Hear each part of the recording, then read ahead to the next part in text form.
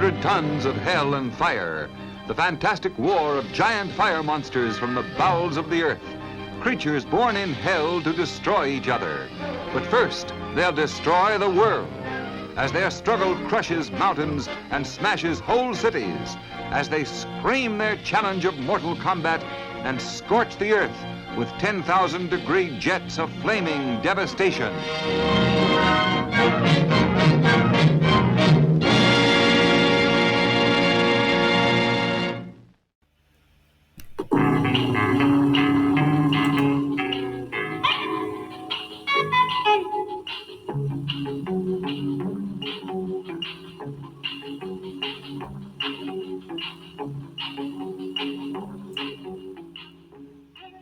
Welcome back, my fellow agents.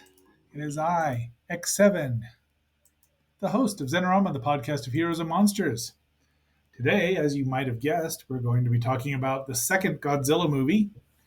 And yes, I know it says Gigantis the Fire Monster from 1955, when it really should say 1959, as it was released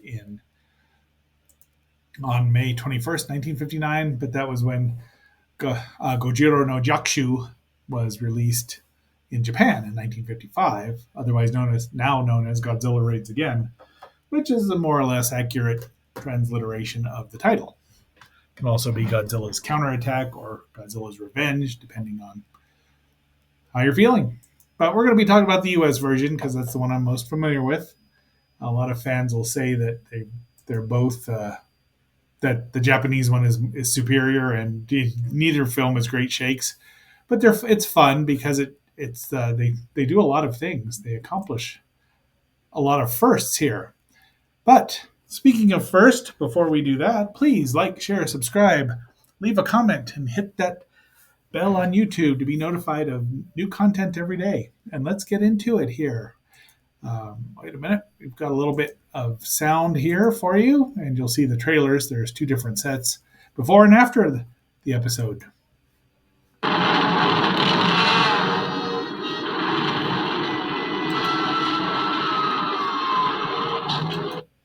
There is the scene selection I have for my Blu-ray version. Thank you,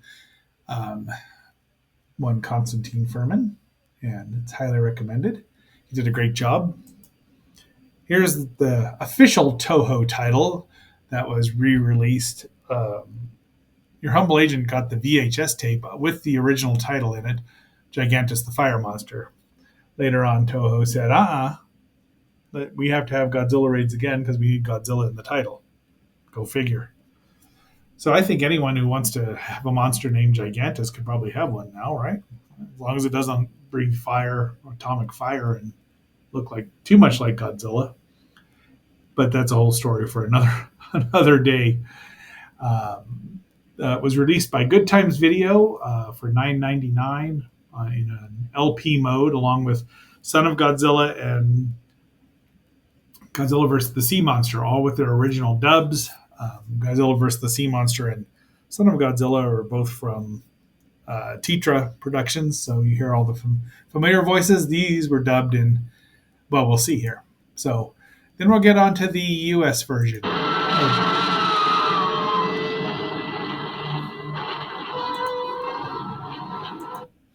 And the whole movie starts out with a prologue. One of the problems with this movie, it's not as bad as I'd remembered, but in the beginning and the end especially, they over-narrate every single move, every single thing.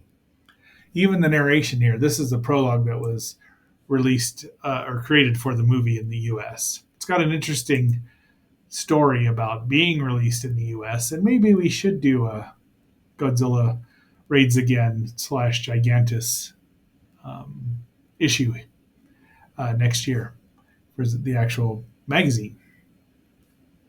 But what we got is this. Gigantis the Fire Monster, a Toho production. They couldn't even get Tsuburaya's name spelled correctly. Aligi. Everybody else got spelled properly. But, well, except for Motoshi Cutie Q.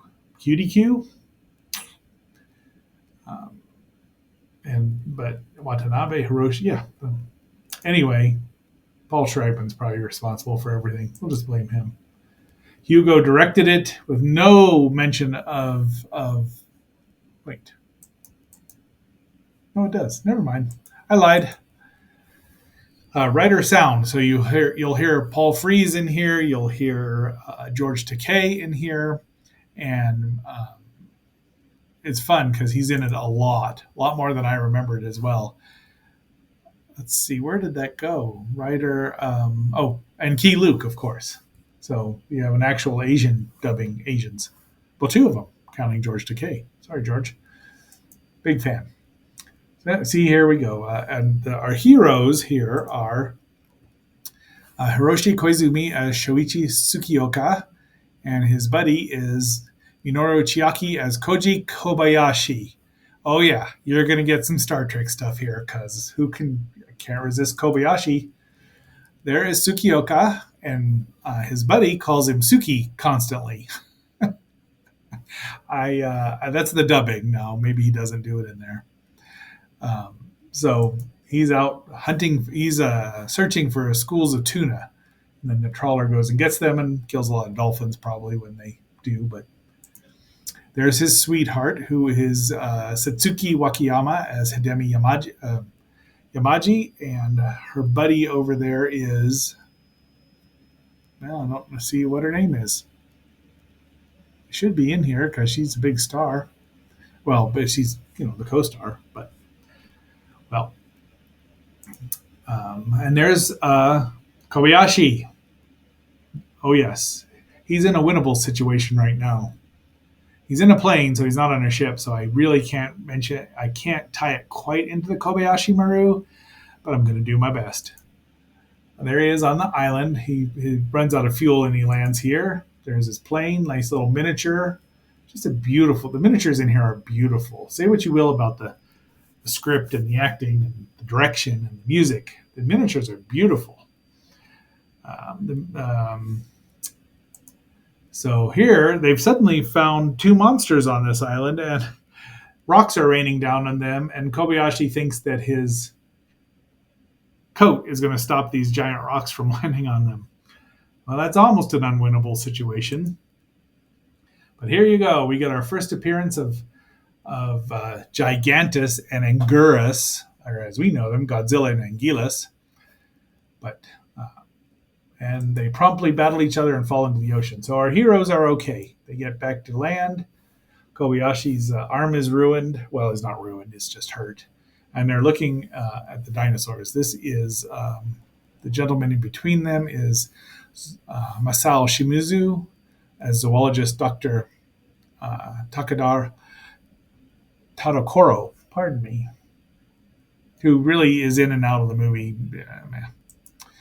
And there is the esteemed Takashi Shimura, one of the stars of the Seven Samurai and the original Godzilla, making an appearance in the sequel. And then he has Dr. Kyohei Yamane, Dr. Yamane.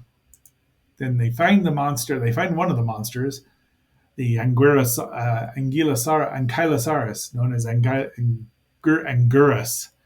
They have a lot of different pronunciations, but Anguillus is right there. This is his first movie and first appearance. Then somehow Dr. Yamane shows this movie where they have these oddball scenes. I mean, and he says as science perceives it, so somebody created it. These are strange puppets, and no one's ever been able to figure out where they came from. Look, it's a toad or a frog. There you go, Agent Frog. Got another shout out here. Some kind of prehistoric frog in the same bog, exact same bog. And here they borrowed the meteor it came from outer space. I tried to get a quicker screen grab, but it went too fast. Then the Earth warmed up again. And now we've got two animated brontosauruses. I don't think anyone knows where these came from, but they look good. I mean, they're briefly on it, but all these were inserts for the US, I believe the US version. It's been a minute since I've ever watched Godzilla Raids Again subtitled, because it's just not any better. It's not any worse. It's just not any better. And, and I'm assuming that these probably came from One Way in BC, because everything like that did. This came from Unknown Island, or from 49 or 50. which is in color and an interesting pulp adventure. It's kind of failed by the dinosaurs, but overall it's kind of fun. And then we get to the first Gigantis, and that's not fooling anybody. We know who that is. And now we're having the typical powwow with the military. So one of the interesting things about this movie is that none of the heroes, are military. Now, Tsukioka was in the military in the war. They kind of gloss over that, and his buddies show up at some point, which is all right. But for the most part, these are all normal people with, you get to see this movie from a normal person's perspective rather than scientists and military or reporters. Most of the time they mix them in sometimes, but this is the first time this has ever happened. I guess Raymond Burr is kind of a regular person, but he wasn't military. And here they are gathered around the radio that George Takei is talking about. And obviously an insert for the US version. Gigantis may bypass Osaka. He does not. Spoiler alert, he does not. Obviously, Nakajima-san is Godzilla and Katsumi Tezuka is Anguillus. And there's Osaka in 1955. I like that picture. Suddenly, George Takei tells everybody that Gigantis has turned around and is headed for Osaka. And the military have a plan, which is a good plan. There's a nice shot of the new suit, which is not particularly improvement, although it was probably 100 pounds lighter or, 50 kilos lighter than the original one. So I'm sure Nakajima-san was very happy about that. I like this shot a lot here, the white lighthouse, and they're using flares to distract Gigantis away from the mainland. They would have gotten away with it. See, there's the puppet, which Anguillus has these sort of teeth, so I think they tried to make him look similar. Maybe it's not the best. It's a worse puppet. The suit itself is fine, but the teeth just really don't help. So it works. Godzilla's headed away until and they would have gotten away with it if it hadn't been for these sneaky convicts who break out and use it. They're not manacled or anything. They're trying to get their lives saved. But so here are the cops shooting at them. Then they crash into a refinery. This is probably the first refinery fire in Toho history, and it would not be the last, or even in Tsuburaya's history, as we've seen in the Godzilla show, in the Ultraman shows. Another miniature here. I think this is a miniature on the back of a, front rear projected onto a real, not the pool. I think that's just a real ocean shot, or Tokyo Bay. Then they start firing on Godzilla because he turns around and comes ashore. But that also brings Anguillus ashore. Now, I believe August had said to someone once a million years ago that Anguillus is actually the hero monster. Godzilla is not. In the U.S. version, they're just portrayed as two monsters. But Anguillus is there as the contrast to Godzilla to try to stop him, I think. I should have asked him this, but I don't want to pester him. It happens. And this is the first ever fight between two giant monsters in a city. First ever. I mean, nobody ever did that. So, that says something for this movie. There's that puppet again using his atomic spray breath, which Anguillus just shrugs off. He's immune to it, like Rodan. Just like, that all you got, kid? Show me another. But then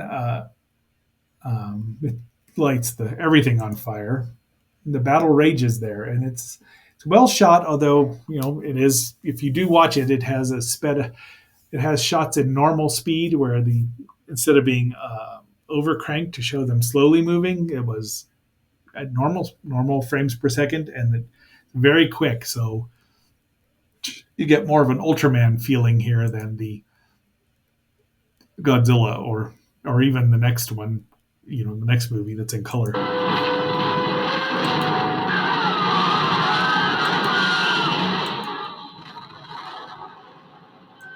So here's a nice miniature of the miniatures crumbling of destruction of the miniatures. They're really well done. I mean, they just took such care for these.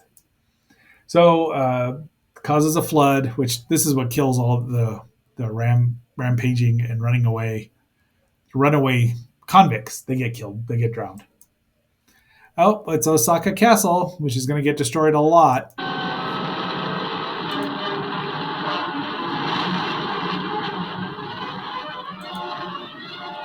Here's motion picture adventure and excitement to stagger the imagination. Well, and there's Godzilla killing Anguillus. I didn't realize he chomped him in the throat. It's been a minute since I watched this movie. Really. I mean, and then it's so nice and clear, this Blu-ray print I have. And it's just, look at the blood. You can see it oozing. So, and if you're watching on, YouTube Music, sorry, you can't see it oozing. And then Godzilla roasts him. That's it. But fortunately, Anguillus got better and turned up again and destroyed all monsters in 1999, but also it was set in 1999, and then also in Godzilla versus Gigan, which is set in 1972, right? It's not one of my, well, be that as it may. And now they're looking at the destroyed Osaka. The fantastic fire monsters raging out of the flaming bowels of hell. Mighty Gigantis, crushing whole cities in its wrath.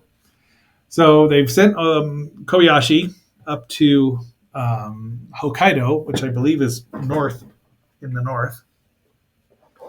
I forget. Well, so he's up there looking for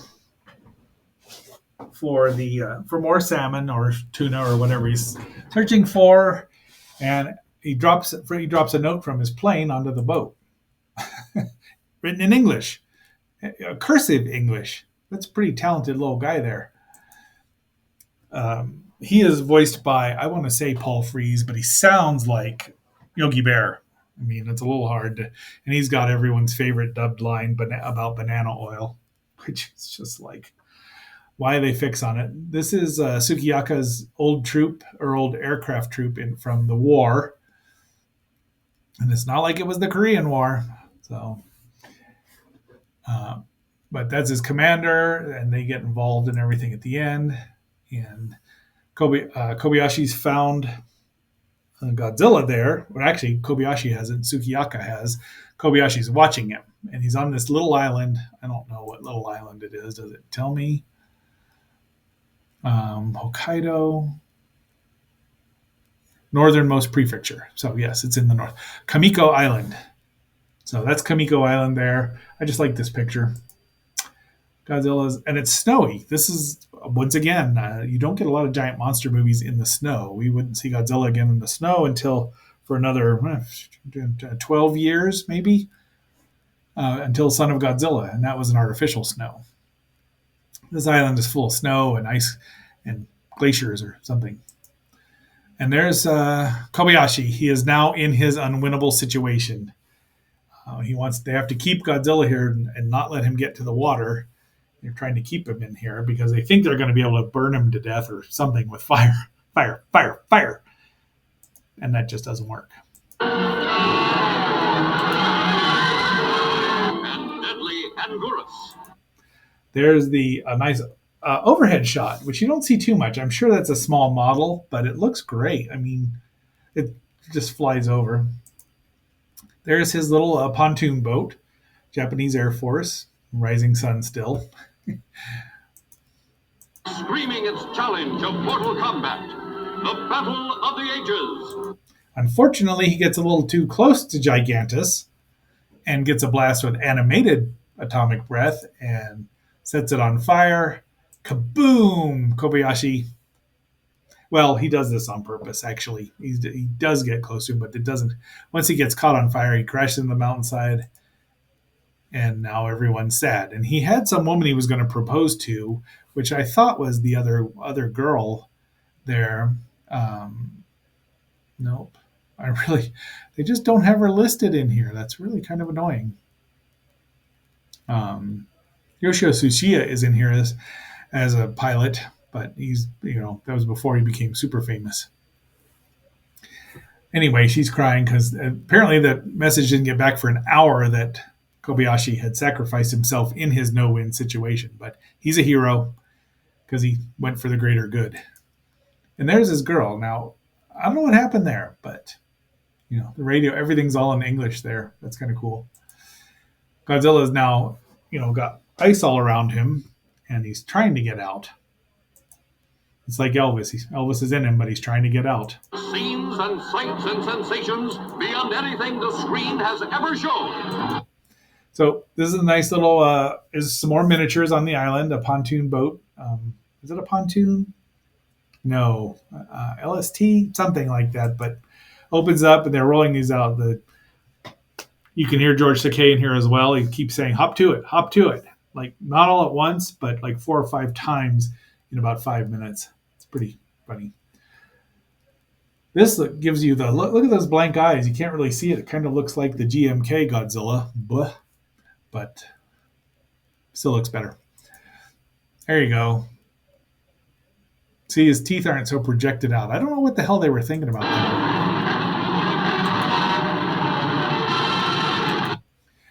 That's George there. You'll hear George's voice talking to this guy. Same guy saying, hop to it. And here they're trying to, now they've realized that they should trap him in the ice.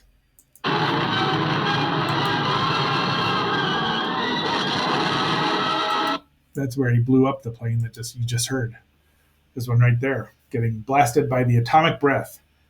It was always back in the day before that you could, when they had to pay to animate it, they had to.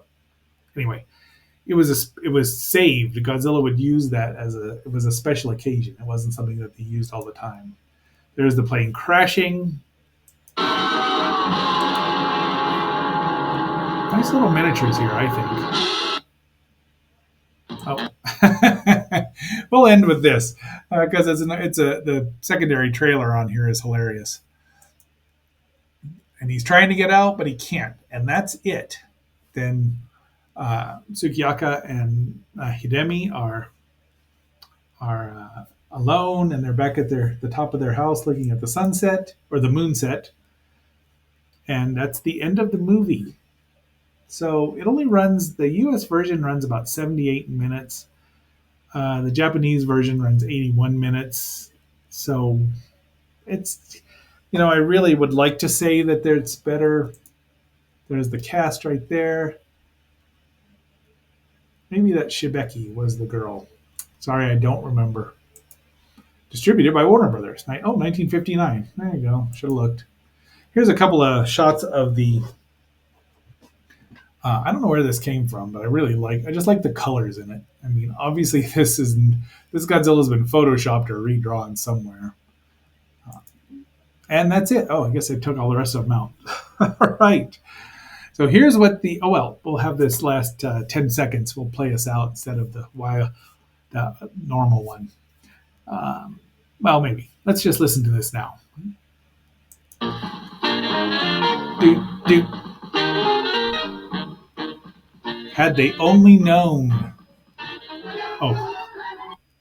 Well, it was only 5 seconds of the giant Gila monster. All right, but that is our episode dedicated to Gigantis, the Fire Monster from 1959. I like the movie. It's not, obviously it's not the best Godzilla movie, but it's certainly got a lot of positive things to it. Those miniatures are amazing. Some of the shots are good. The direction, it meanders a bit, and there's the whole end sequence just keeps showing you the same stuff, crashing into the ice walls and the snow crashing down. That could have been edited a bit differently, and it would have been more exciting. But overall, I would say, it's a lower. Let's see, whether there are 15 movies in the show us in the first series. I'd say it's in the lower 5 for sure, but still very enjoyable in either version that you watch it. So, until my next assignment, agents, this is X7 signing off.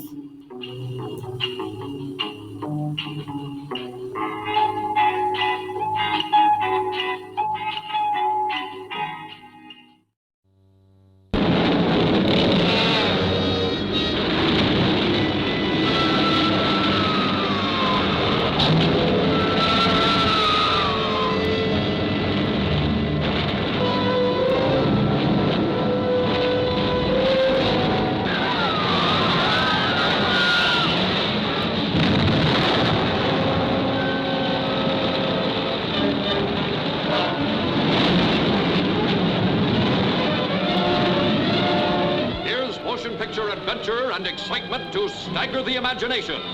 The fantastic Fire Monsters, raging out of the flaming bowels of hell. Mighty Gigantis, crushing whole cities in its wrath. And deadly Anguirus, screaming its challenge of mortal combat. The Battle of the Ages, scenes and sights and sensations beyond anything the screen has ever shown.